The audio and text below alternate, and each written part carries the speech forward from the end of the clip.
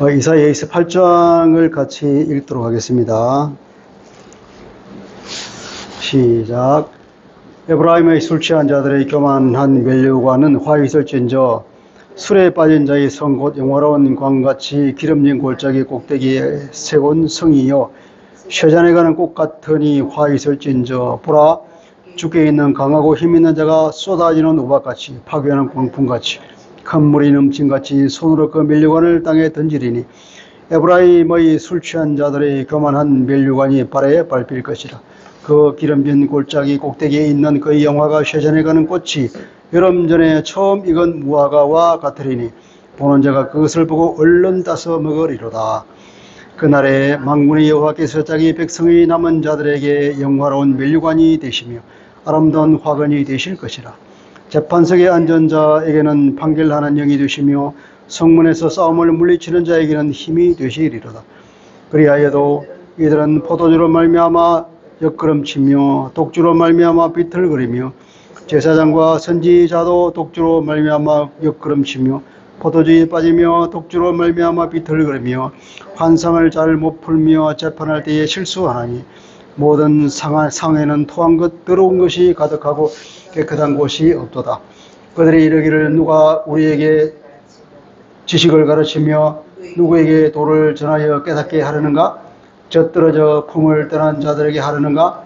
대저 경기에 경기를 더하여 경기에 경기를 더하고 교훈에 교훈을 더하며 교훈에 교훈을 더하되 여기서도 조금 저기서도 조금 하는구나 하는도다. 그러므로 뜻없는 입술과 다른 방언으로 그가 이 백성에게 말씀하시리라. 전에 그들에게 이르시기를 이것이 너희 안식이요 이것이 너희의 성쾌함이니 너희는 곤비한 자에게 안식을 주라 하셨으나 그들이 듣지 아니하였으므로 여호와께서 그들에게 말씀하시되 경기에 경기를 더하며 경기에 경기를 더하며 교훈에 교훈을 더하며 교훈에 교훈을 더하고 여기서도 조금 저기서도 조금 하사 그들이 가다가 뒤로 넘어져 부러지며 걸리며 붙잡히게 하시리라. 아멘. 여기까지요. 28장은 다 해야 되나? 일단 여기까지 읽겠습니다. 우리가 그동안 꽤 달려왔습니다. 이사야 총 몇 장까지 있죠? 66장까지 있는데요. 크게 나누면 두 부분으로 나눌 수 있다고 그랬죠. 그죠? 어디까지입니까? 1장부터 언제까지? 39장까지. 39장까지가 보니까 40장부터 66까지. 이렇게 크게 두 부분으로 나누는데, 이제 우리가 39장까지 지금 이제 향해 가고 있습니다. 그러면 이제 전반부가 끝나가는데요. 전반부의 마지막 단락이라고 하는 것이 이제 이 36장에서 39장이 마지막 단락인데, 그 앞에 있는 것이 28장부터 35장, 이게 한 큰 단락을 이룹니다. 그래서 지난번까지는 27장까지 끝나고, 오늘은 이제 28장, 28, 35장으로 들어가려고 해요. 근데 36장에서 39장은 이게 워낙 유명해서 이것은, 열왕기 하에도 있는 겁니다. 왕하. 18장, 19장입니까? 근데 왕하에 두 개의 장 얘기는 네 개 장으로, 있는 거예요. 그러니까 똑같은 것이 이제 같이 포함되어 있죠. 똑같이 포함되어 있는데, 이게 전반이 끝나는 부분에 이것이 딱 들어가 있단 말이죠. 그러니까, 하나님께서는 이 36장에서 39장을 일부러 요 사이에 넣어 놓은 거예요. 그래서, 그런데 이 36장에서 39장을 요걸 한 단락으로 보는 사람이 있고, 또 어떤 사람은 논리를, 구조를 이제, 36장과 37장 두 개를 앞부분을 떼고, 이걸 앞쪽으로 갖다 붙여서 이제 요렇게 보기도 합니다. 그렇게 보는 이유는 뭐냐면은, 여기 이 28장에서 35장까지 주로 말하고 있는 핵심 메시지를 무엇을 정하냐에 따라 이 핵심 메시지에 대해서 이 36장과 30장이 어떤 구실을 한다는 거예요.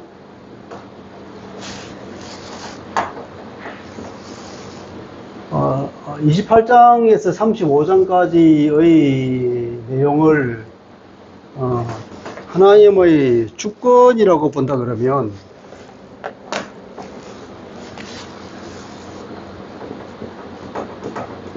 하나님 주권을 강조하는 단락이라고 본다 그러면 36에서 37장은 대표적으로 하나님의 주권을 현실 가운데 역사 가운데 증명해 보이는 거잖아요. 36과 37장 내용이 뭐였죠? 이거는 히스기야 때에 아수르가 침략해 와서 예루살렘을 포위했을 때 그 18만 5천 명을 하나님께서 하루아침에 다 죽여버린 그 사건이잖아요. 그리고 그 아수르 왕은 이제 본국으로 철수한 그 내용을 다루고 있습니다. 하나님께서 이스라엘을 지키는데 하나님의 주권, 하나님의 모든 것은 하나님의 뜻과 하나님의 계획에 따라서 이루어진다고 하는 그것을 이제 역사의 한 토막을 말해서 그것을 이제 증명해주는 그런 역할을 이사야서에서는 하고 있죠. 그래서 그렇다 본다 그러면 이건 이제 앞쪽으로 갖다 붙여서 28, 37장을 하나의 큰 단락으로 볼 수 있겠죠.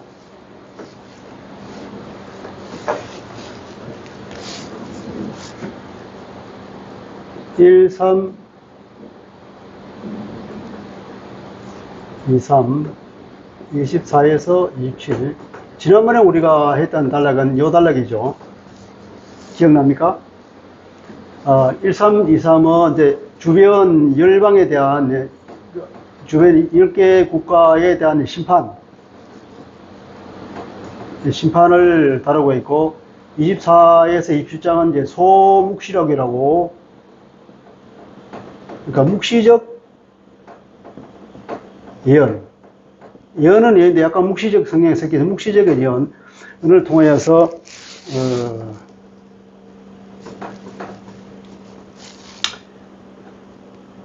하나님의 구원을 선포한 내용입니다.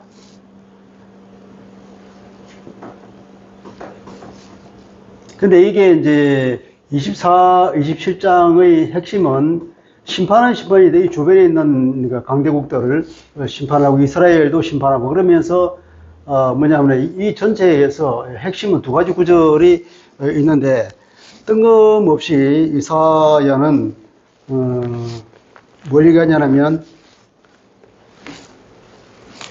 그 당시 주변 강대국이 애굽과 아수르가 있는데 이 두 국가가 이스라엘을 괴롭히는 것이나 결국은 돌아올 것이는 아수르뿐 아니라 나중에 두로까지도 그죠? 결국 하나님의 주권 가운데 복종할 것이라고는 그런 예언이 들어 있습니다. 우리가 19장 24절 한번 볼까요? 19장을 보면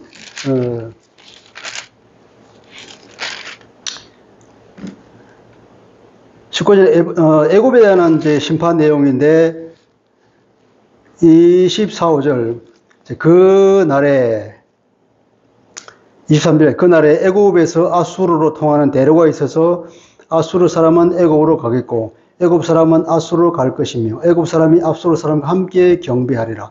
또 그 날에 이스라엘이 애굽과 아수르와 더불어 셋이 세계 중에 복이 되리니 이는 만군의 여호와께서 복 주시며 이르시되 내 백성 애굽이여 내 손으로 지은 아수르여 나의 겹 이스라엘이여 복이 있을지어다 하실 것입니다. 이런 이제 애굽과 아수르와 이스라엘이 모두 하나님 안에서 하나가 된다는 그 내용이죠. 그 당시 이스라엘 사람들이 이 말을 믿을 수 있었을까요? 너무나 생소하고 너무나 충격적인 얘기였을 것입니다. 27장에도 한번 볼까요? 27장도 이게 27장 13절 그날에 큰 나팔을 불리니 아수르 땅에서 멸망하는 자들과 애굽 땅으로 쫓기는 자들이 돌아와 예루살렘 성전에서 여호와께 경배하리라. 그 내용. 그런 것들이 결국은 열방을 심판하고 그리고 하나님께서 새로운 구원을 이루실 것을 얘기하는 핵심이단 말이에요. 그게 절정에 이루는 것인데 이 내용이 그 당시 사람들에게는 정말로 생소하고 믿을 수 없는, 믿기지 않는 하나님의 예언 같을 거라고요. 그러니까 하나님의 입장에서는 이 말을 그 당시 이스라엘 사람들에게 이해를 이제 시켜줄 필요가 있겠다. 그 이해를 어떻게 시켜주냐 하면 이제 하나님의 어떤 주권이 하나님께서 어떻게 주권적으로 심판과 그죠? 심판과 그리고 구원을 이루어 가시느냐 하는 이것을 분명히 말씀해 줄 필요가 있을 거라는 거예요. 그러니까 이제 이 이야기 끝나고 난 뒤에는 하나님의 주권과 심판에 관한 얘기가 나올 법한데 바로 이 얘기가 이제 28장부터 35장까지 얘기가 나오고 그 절정에 해당하는 그 역사의 한 토막을 증거로 갖다 붙인 것이 이제 36장, 37장이 되겠습니다. 그러니까 여기 이제 28장부터 35장까지, 길게는 37장까지가 우리가 이제 볼 한 큰 단락이 될 거예요. 그래서 오늘 28장을 해보겠습니다. 28장부터 35장까지는 이제 6개의 화이트 진저 하는 말로 시작을 합니다. 그 이제 내용상으로는 이제 그런 것이고, 문학적 구조상으로는 화이트 진저 헬라말로 호이 하는 말로, 호이란 말로 이렇게 이제 6개가 있는 1번, 2번, 3번, 4번, 5번, 6번 이제 호이하고 끝나고 또 호이 이러면서 이제 모두 이런 6개로 이제 말하고 있습니다. 28장에 보면 이제 에브라임의 술 취한 자들과 교만한 면류관은 화이슬진저 있죠. 이제 원래 히브리 성경은 호의가 먼저 나오죠. 호의하면서 이러이러한 자에게 화이슬진저. 호의나 뭐 여러 가지 의미가 있죠. 이제 저주 이런 적에 저주가 있을지어다. 혹은 심판적에서 호출하면서 호의 나오라 이런 거. 여기서는 이제 저주가 있을 것이다. 혹은 호출 뭐 어떤 의미든지 감탄사로 사람의 그 관심을 집중시키는 그런 접두사죠. 감타사죠. 에브라임의 술 취한 자들의 교만한 면류관은 화 있을진저. 뭐가 화 있을진저 그랬죠? 예? 면류관이 화 있을까요? 또 뭐가 화 있습니까? 술에 빠진 자의 성, 곧 영화로운 화관이 기름진 골짜기 꼭대기에 세운 성이여 쇠잔에 관한 꽃 같으니 화 있을진저. 꼭대기에 세운 성이요. 성이요. 성. 그러니까 면류관과 성을 그 두 개를 화 있을진저 그랬죠. 그죠? 근데 이 말은 이게 워낙 원문이 난잡해서 약 의역을 해서 그렇습니다. 이걸 있는 그대로 읽어보면은 화 있을진저 호의 그러죠. 이게 이제 에브라임의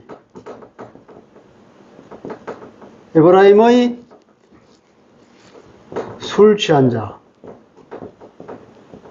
자들의 교만의 면류관.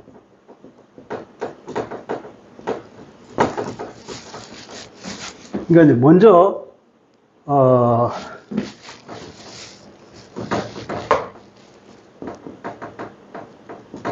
우리말 성경 호의가 이제 그 저주가 있을 것이라는 두 번 말하고 얘기하는데 원문에는 한 번밖에 없습니다. 호의 해가지고 이제 첫 번째는 무엇이든 호의냐면 면류관. 에브라임의 술 취한 자들의 교만의 면류관. 전부 다 이제 연결시켜서 그렇게 말하고 있죠. 에브라임의 술 취한 자들의 교만의 면류관. 교만의 면류관이니까 교만한 면류관. 그러니까 결국은 이 사람들의 교만을 얘기하고 있겠죠, 그죠? 그러니까 이 면류관은 곧 교만을 말하고 있다는 것입니다. 이 사람 물론 술을 취하고 이건 이제 방탕이죠, 사실은 방탕. 지도자들의 방탕을 이제 비난하고 있는데 그 지도자의 방탕을 비난하는 실제 내용은 뭐냐면 이 교만의 면류관을 말하고 있잖아요. 두 번째는 또 무엇에 이제 있느냐면 그리고 이제 그리고라고 해요. 그리고 술에 찌든 자들의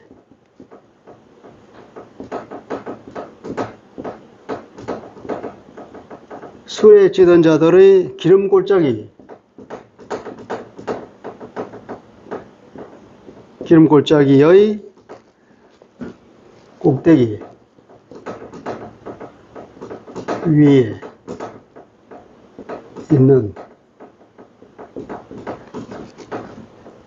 그의 화려함,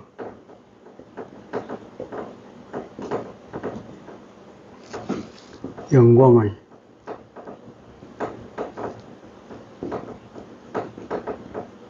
세전함의 꽃.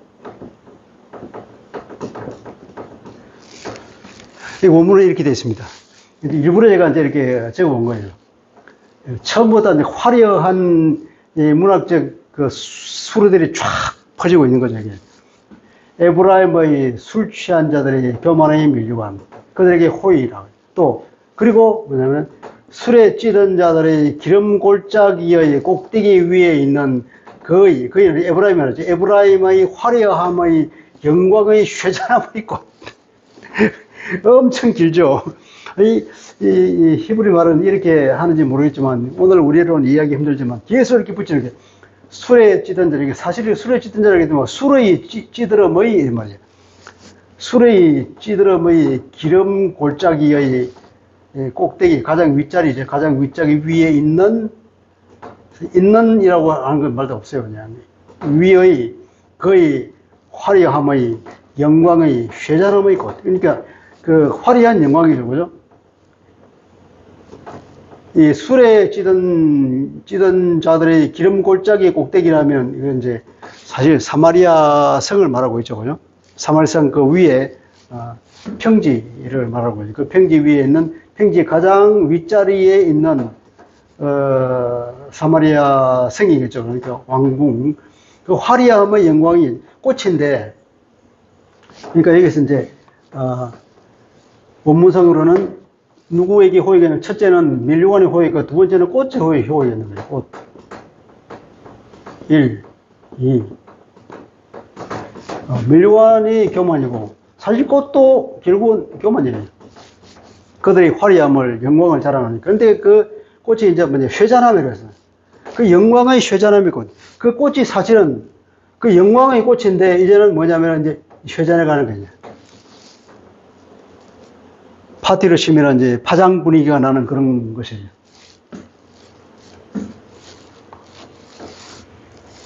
사마리아가 얼마나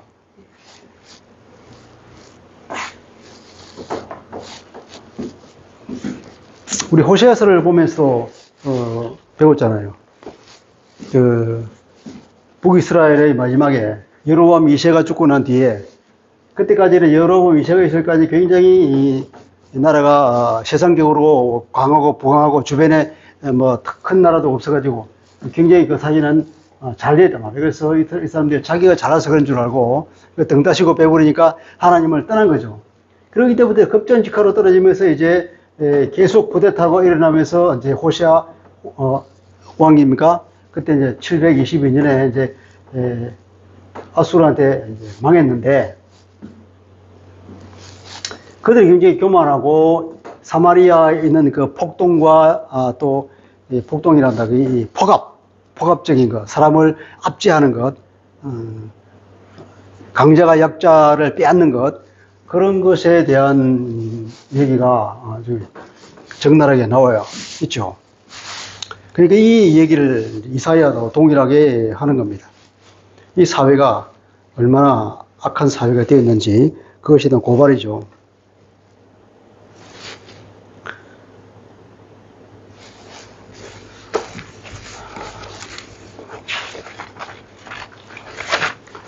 이제 28장 전체 구조를 한번 보면 28장은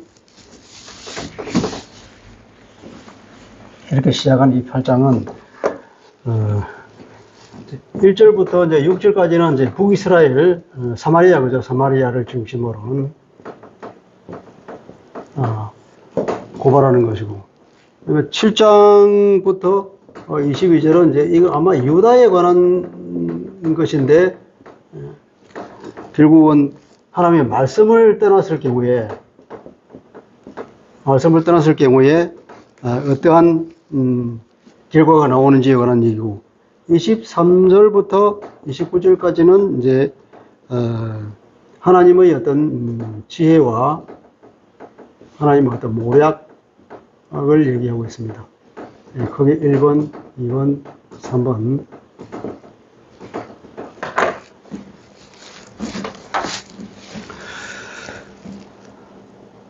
이 절 보면은, 보라, 주께 있는 강하고 힘 있는 자가 쏟아지는 우박같이 파괴하는 강풍같이 큰 물이 넘친같이 손으로 그 면류관을 땅에 던지리니 에브라임의 술 취한 자들의 교만한 면류관이 발에 밟힐 것이니라. 하나님이 그들을 심판할 때에 그들은 강하고 힘 있는 자가 외부로부터 와서 그들을 짓밟을 것이라는 얘기죠. 전쟁이 일어날 것을 예고하고 있습니다.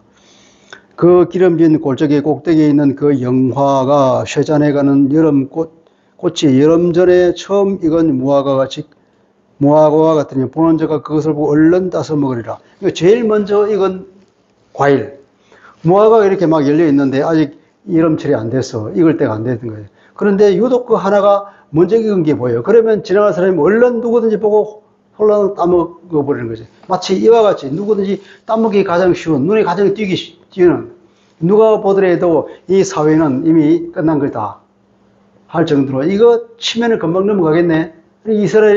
아수르가 얼른 와서 삼켜버리는 그런 상황이 올 거라는 얘기입니다. 그런데 5절 6절은 또 하나님의 새로운 또 구원을 얘기합니다. 그 날에 만군의 여호와께서, 그 날이죠, 그죠? 하나님이 정한 날이 있는 거예요. 그 날.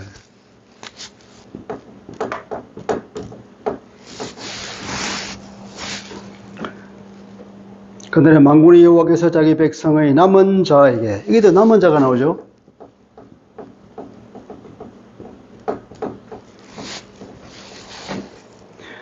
영화로운 면류관이 되시며 아름다운 화관이 되실 것이라. 하나님과의 관계가 회복되는, 그때는 이제 구원이 이루어지고 그 남은 자에게는 하나님과의 관계가 회복된다는 얘기죠. 그리고 재판석에 앉은 자에게는 판결한 영이 되고 성문에서 싸움을 물리시는 자에게 힘이 된다. 영, 판결하는 영과 싸움에서 힘이 된다. 이 그림은 재판석이라는 그림은 이건 메시아를 연상시키는 단어죠. 메시아가 그 재판석에, 재판이라는 것은 그냥 보통의 재판이 아니라 공의를 시행하는 것이니까 메시아가 오셨을 때 공의가 이루어진다 그래요. 정상적인 재판하는 영과 싸움에서 힘을 주셔서 이 메시아 왕국을 이룩할 그것을 내다보는 그날의 남은 자가 있을 거다. 그러니까 하나님께서는 꼭 보면 심판이 있고 나면 느닷없이 구원을 말하고 있습니다.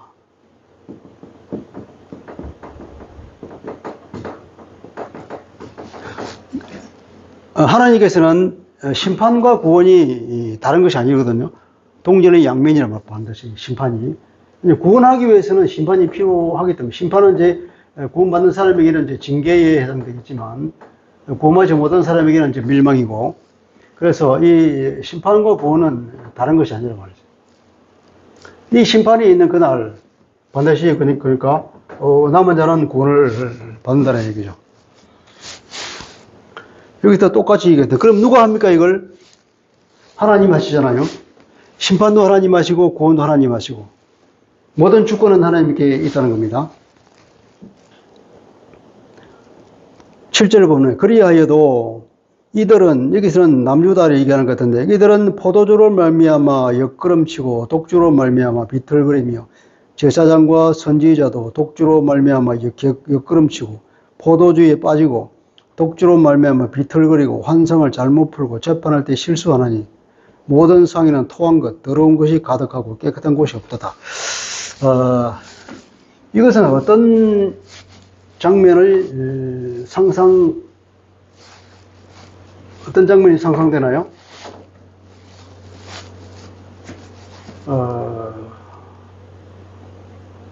연회라고 할까요? 연회죠, 연회. 잔치. 술판이 벌어졌단 말이에요.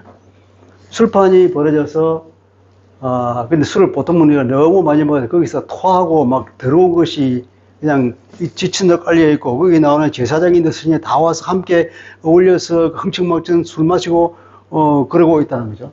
이 사람들이 제대로 하나님 말씀을 보겠으며, 심판을 제대로 하겠느냐 말이죠. 이 광경은 어떤 광경이냐면, 이게 유다 얘기인데, 어떤 학자는 이 그림을, 애굽 동맹.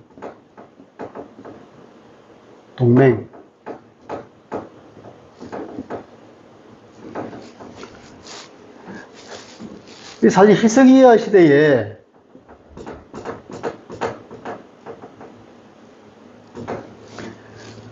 우리 역사적으로 보면 히스기야 시대에 얼마나 그 국제 정치가 복잡했습니까?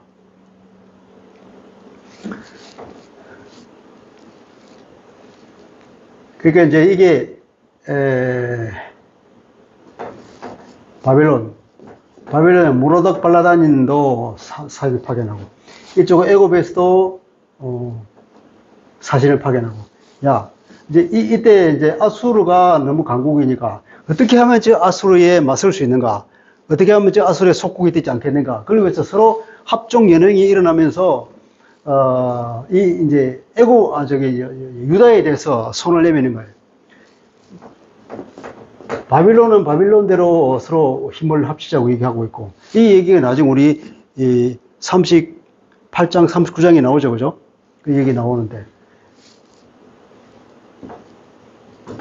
앞에 우리가 소묵시록에서 봤을 때, 셈나 얘기가 나오죠. 셈나 얘기가 나오고, 또 누가 나옵니까? 이름이 생각이 안 나네.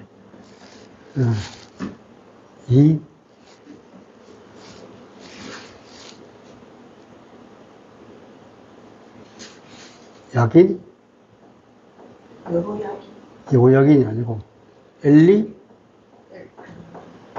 엘리야김이네. 엘리야김.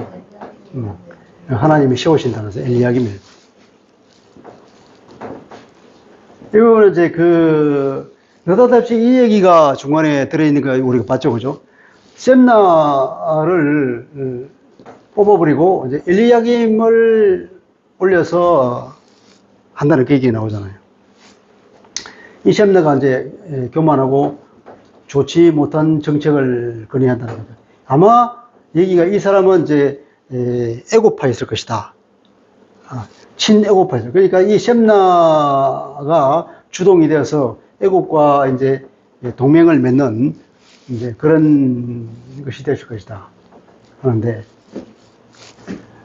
이제 어떤 학자는 이 잔치가 어떤 장면을 묘사하냐면은 이 사신들이 애굽에 가서 동맹을 맺는 이제 외교 문서에 사인을 하고 돌아와서 이제 보고를 하고, 이것이야말로 우리의 안전을 보장하는 이제 보증서와 같은 것이다.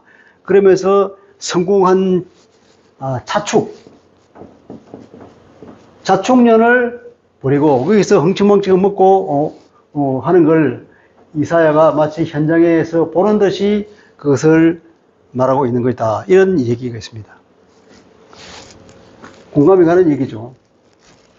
이 이야기는 바로 하나님은 나를 의지해야지 어떻게 사람을 의지하냐.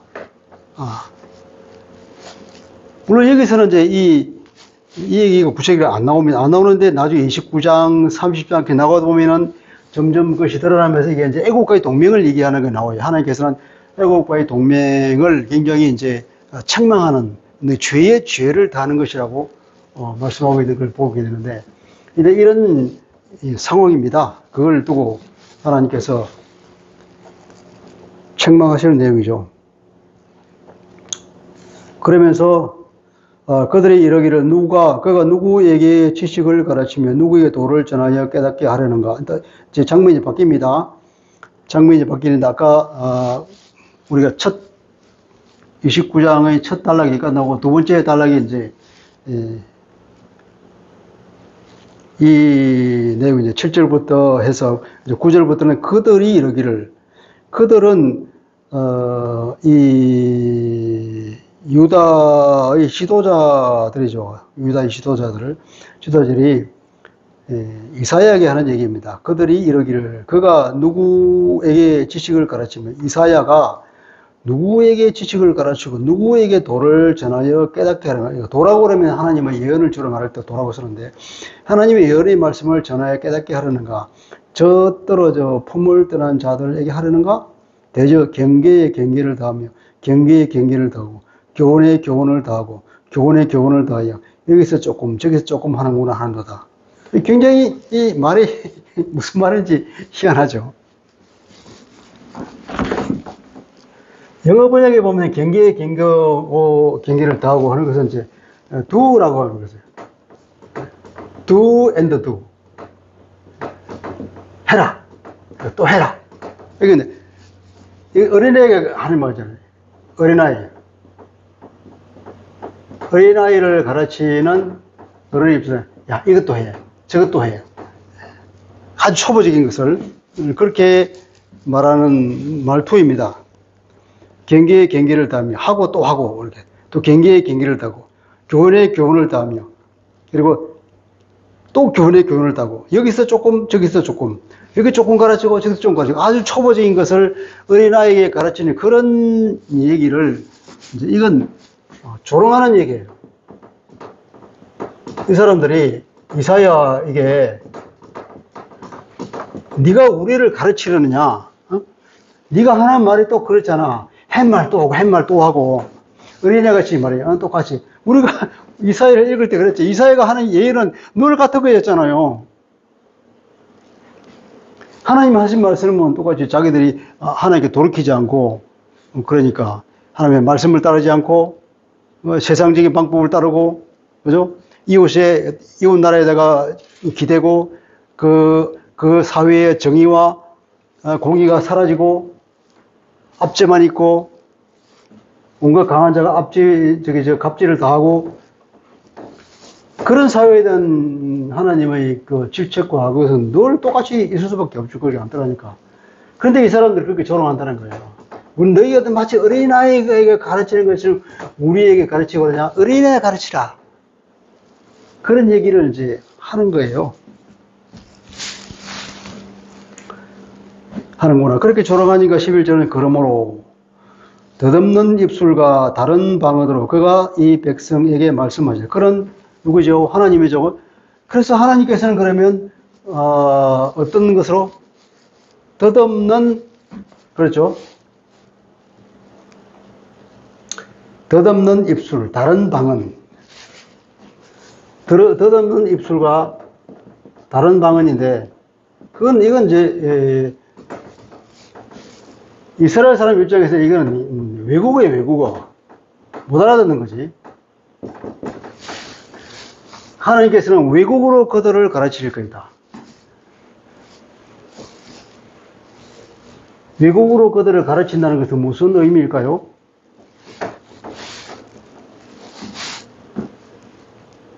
유다가 이렇게 있는데, 근데 바빌론이 아수르가 쳐들어와서 아수르 말로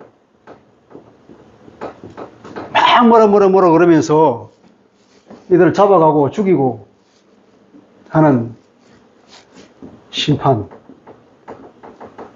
아수르 사람들을 몽둥이로 사용해서 이스라엘을 심판하는 그때 누구 말하냐? 아수르 말로 하잖아요, 그러면. 이 내용을 얘기한다고 보는 거죠. 그렇게 하나님이 이사야를 통해서 주신 그 말씀을, 하나님 말씀을 거절하고 그것을 조롱하는 너희들, 그러면 그렇게 쉬운 말로, 그렇게 알아들을 수 있는 말로, 그렇게 간단한 말로 아주 알아듣기, 어린애라도 알아들을 수 있는 그런 말을 해도 그걸 안 듣는다고? 그러면 그래, 좋다. 못 알아듣는 말을 해줄게. 아수르 사람들이 와서 아수르 말로 이 사람들을 막 뭐라 그러면서 칼로 찌르고 죽이고 하나님이 심판이라는 메시지를 행동으로 보여주겠다. 무시무시한 하나님의 말씀입니다.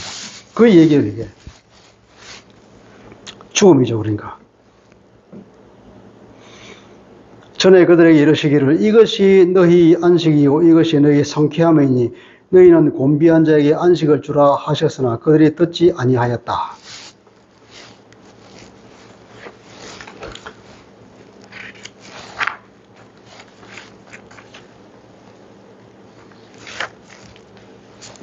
이것은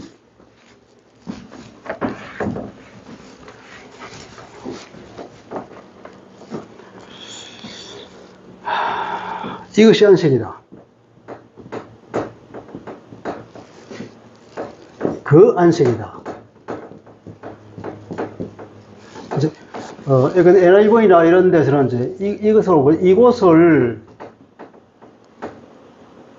이곳은 안식하는 곳이다. 이렇게 번역했습니다. 그렇게도 할 수도 있죠. 그런데 이제 원문을 보면은 그 안식이란 말이 나와요. 근데 이것이 그 안식이다. 그리고 고달픈 사람들에게 안식을 주라. 여기는 곤비한 사람이겠습니다. 고달픈 사람들에게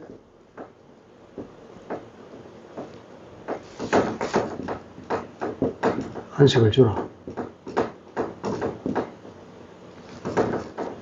그리고 이것이 그 휴식이다.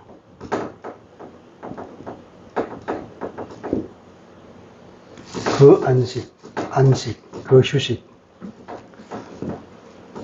느닷없이 이제 안식, 휴식 이런 말이 많이 나와요.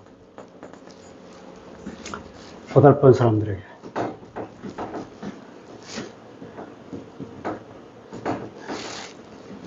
하나님 휴식을 되게 굉장히 강조하잖아요. 안식일이 있음으로 해서 우리가 일주일에 한 번 하루 쉬잖아요. 그러니까 안식일 개념이 없는 나라에서는 일주일에 하루 쉬는 것이 아니라 1년 365일 일하거든요. 그러니까 하나님의 은혜가 얼마나 큰지기도 보면 휴식이 중요한 거예요. 특별히 하층민들, 을중의 을이라고 하는 이 하층민에게는 이 휴식이 중요한 거예요.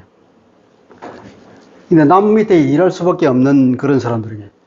근데 이게 안식을 안 주는 거예요. 휴식을 안 준다고.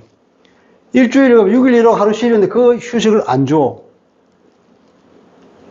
그리고 6년 일하고 7년 제대는 그때는 자유를 줘야 되는데 자유도 안 줘. 빚이 된 빚을 탕감했는데 그 빚 탕감도 안 해줘. 그러면 그때 안 해줄 때 그러면 적어도 희년에는 7년은 7년 지나고 그 다음에 50년 때는 그때는 모든 것이 원리치돼야 돼. 근데 그것도 안 해. 일주일에 안식을 안 줘요. 안식년도 안 지켜줘. 희년도 안 지켜.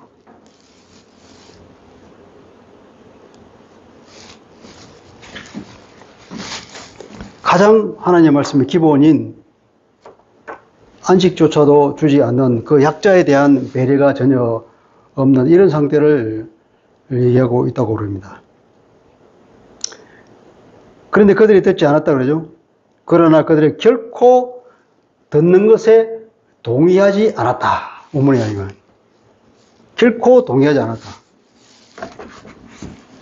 얼마나 하나님의 말씀을 안 들었던지.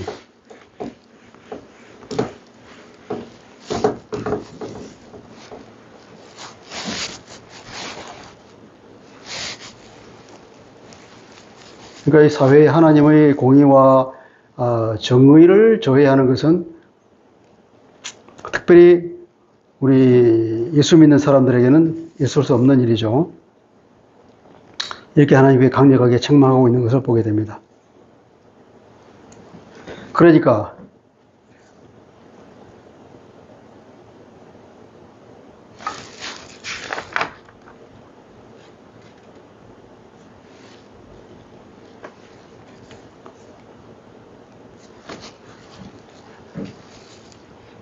10절은 원래 앞에 이제 왜냐하면이라고 붙어 있어요. 10절은 9절의 이유가 되는 거죠. 11절은 결과거든. 그러므로 하나님의 심판이 있을 것이고, 12절에 전에 그들에게 이러시기를, 이미 그들에게 그렇게 하나님께 말씀을 하셨는데 도저히 지키지 않는 그들. 13절 여호와께서 그들에게 말씀하시되 경계에 경계를 더하며 경계에 경계를 더하며 교훈에 교훈을 더하며 교훈에 교훈을 더하여 여기 조금 저기도 조금 하사. 이제 똑같이 하나님 말씀하시는 거예요. 그렇게 하사 그들이 가다가 뒤로 넘어져 부러지고 걸리고 붙잡히게 하시리라. 똑같이 갚아주시는 하나님의 공의를 말하고 있습니다.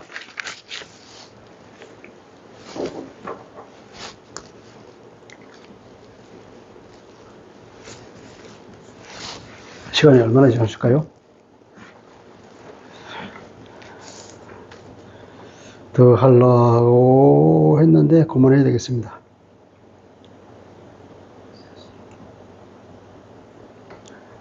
이제 14절 그러므로 예루살렘에서 이 백성을 다스리는 너희 오만한 자여. 예루살렘에서 백성을 다스리는 너희 오만한 자, 교만한 자들이야 여호와의 말씀을 들으라. 그런데 그들은 그렇게 말해. 너희가 말하기를 그들은 이렇게 말해. 우리는 사망과 언약을 하였고 서울과 맹약하였다. 사망과 언약을 맺었고 서울과 맹약하였다. 똑같은 말이죠. 그죠? 반복하면서 강조하는 겁니다. 사망과 언약하였고 서울과 맹약하였은즉 넘치는 재앙이 밀려올지라도 우리에게 미치지 못하리니 우리는 거짓을 우리의 피난처로 삼았고 허위 아래 우리를 숨겼기 때문이다. 여기서 말하는 사망과 서울 이것과 언약을 맺었고 그리고 뭡니까? 넘치는 재앙 이거 이제 문자적으로는 채찍질이죠. 넘친다고 해도 홍수에 관한 언유가 되겠고 채찍질은 이제 재앙이라는 언유가 되겠는데 두 언유를 사용해서 이것은 아수르의 침공을 말합니다. 아무리 많은 외부적인 것이 오더라도 우리는 이제 사망과 서울과 맹렬 이게 애굽과 이게 그거 동맹한 그걸 말하고 있죠. 하나님은 애국의 동맹을 사망과 동맹하고 사망과 언약을 맺었고 곧 서울과 언약을 맺은 것과 같은 것으로 보는 거예요. 그것은 말하자면 거짓으로 우리를 피난처로 삼았고 허위 아래 우리를 숨기는 것 같다. 거짓과 허위 아래 우리를 숨긴다. 이게 가능할까요? 이게 완전히 이 애굽이라는 것이 뭡니까? 애굽은 거짓말쟁이야. 나중에 보면은 애굽은 아무 적에도 쓸모없는 놈이야. 애굽은 너 힘이 있다고 생각하지만 아무 힘 없어. 애굽은 가만히 앉은 뭐야? 라합이다. 라합은 바다에 있는 괴물이라고 하는 그 신화적인 얘기인데 애굽이 이 라합과 같은 힘을 가진 것을 생각하지만 꼼짝 안 해. 가만히 있어. 그러니까 이 애굽 말을 듣고 있다가 낭패본 나라가 많다 말이야. 애굽이 아수르가 쳐들어올 때 애굽이 내 너를 돌봐줄게 하고 나랑 같이 하자. 그러니까 함께 힘을 합쳐. 그러면서 얘로 하여금 이게 아수르를 맞서게 만들고 아수르가 쳐들어왔을 때 아무런 도움을 안 줘. 도움을 줄 수 있는 능력이 없어. 애굽이. 하나님께서 그 말이에요. 그 애굽에 가서 아무런 소용없다. 그거 결국 너는 헛수고만 치고 돈만 날리고 그리고 수치만 당할 거다. 그것은 바로 이 허위와 거짓 아래에 너희를 숨기는 것과 마찬가지고 곧 사망과 언약을 맺은 거나 마찬가지다. 그런데 그 말을 자기 입으로 말하는 것처럼 표현을 했죠. 그러므로 주 여호와께서 이같이 이루시되 보라 내가 한 돌을 시온에 둔다. 기초를 삼아 놓으니고 시험한 돌이여 귀하고 견고한 기초돌이라. 그것을 믿는 이는 다급하게 되지 아니하리라. 나는 정의를 청량길로 삼고 공의를 저울로 삼았으니 우박이 거짓의 피난처를 소탕하며 물이 그 숨는 곳에 넘칠 것이다. 그리고 18절 너희가 사망과 더불어 세운 언약이 피하며 서울과 더불어 맺은 맹약이 서지 못하며 넘치는 재앙이 밀려올 때에 너희가 그것에 밟힘을 당할 것이라. 결국 그렇게 될 것이라는 얘기입니다. 그러니까 이게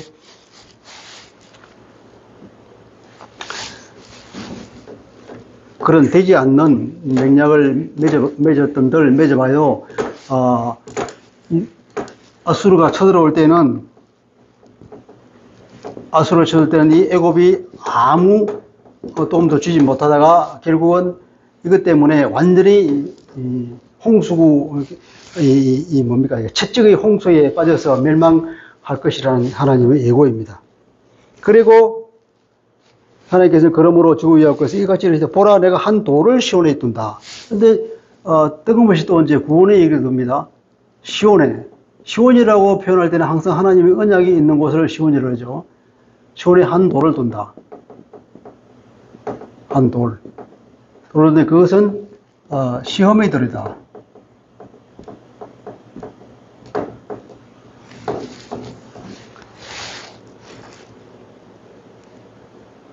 그 기초로 삼았는데 시험한 돌은 귀하고 견고한 기초돌이다. 귀하고 견고한 기초돌. 시험의 돌이라고 하는 것은 시험에서 테스트가 된 검증된 돌이다. 이런 뜻도 있을 거고 또 어떤 분 이게 이제 원래 원미사는 시험의 돌이거든요. 시험한 돌이 아니고 시험의 돌. 시험의 돌이니까 검증된 돌이다 하고 이해할 수도 있겠고 또 한편으로는 이 돌 자체가 사람을 시험하는 거죠. 이 돌에 내가 의지할 것인지 안 할 것인지 사람으로 하여금 시험하게 만든단 말이에요. 그런 의미에서도 시험하는 의미가 되겠죠. 그런데 이 돌은 나중에 이건 무슨 의미로 써 있습니까? 메시아라고 하는 은유로 이제 사용이 되죠.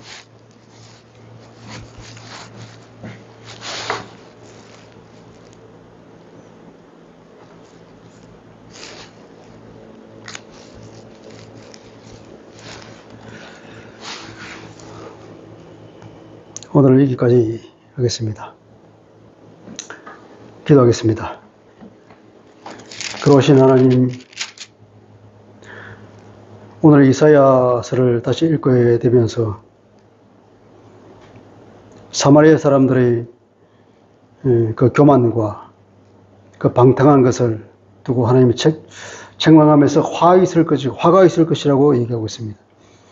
그리고 남유다에서 벌어지고 있는 그 연회장에서 술 취하여 비틀거리고 토하고 있는 그 장면을 말하고 있으면서 그들을 책망하고 있습니다.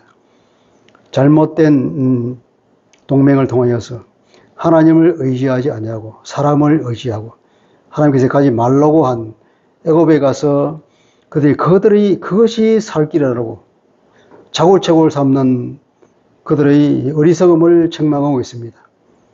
그때나 지금이나 여전히 하나님 우리가 현실을 살아가면서 세상의 소리가 우리 심령을 사로잡고 있습니다.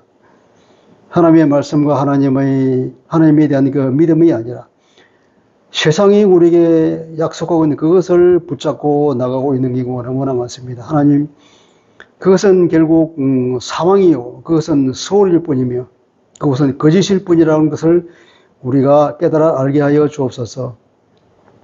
세상을 의지하는 것이 아니라 세상적인 방법으로 사는 것이 아니라 차고차고로 사는 것이 아니라 하나님께 의지하며 하나님께 기도하며 하나님의 말씀을 붙잡고 살게 하여 주시옵소서. 우리가 비록 세상에서 손해보는 것 같지만 안 되는 것 같지만 그러나 오직 하나님의 말씀 가운데에서 미련하게 하나님의 말씀만 붙들고 살아갈 수 있는 우리가 되게 하여 주시옵소서. 그것이 참으로 지혜로운 것이고 그것이 바로 올바른 방향인 것을 알고 아버지 세상적인 같은 방법을 생각하지 아니하고 오직 주님 안에 주님만 바라보고 살아갈 수 있는 우리가 될 수 있도록 은혜 베풀어 주옵소서. 예수 그리스도 이름으로 기도합니다. 아멘.